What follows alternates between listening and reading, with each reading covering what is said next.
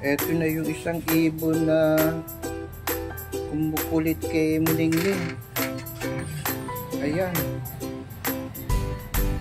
Nadali na. Pinatulan niya na tong ibon na to. Wala na. Ito yung dalawang ibon na laging nang babato kay Muningning. Eh ngayon, pinatulan niya na. Ayan, no? Nabanas na tong pusa na to. Eh, pinatulan na to. Ayan. Ayun na nangyari sa kanya. Nadali ng ibon.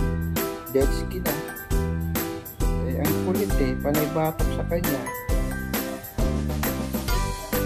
Pinatulan na. Ayan. Nadali na siya. Yung isa lang itong nadali. Dead skin na. Kasi ng mga ibon eh. Panay tira eh. Kaya tinira na rin.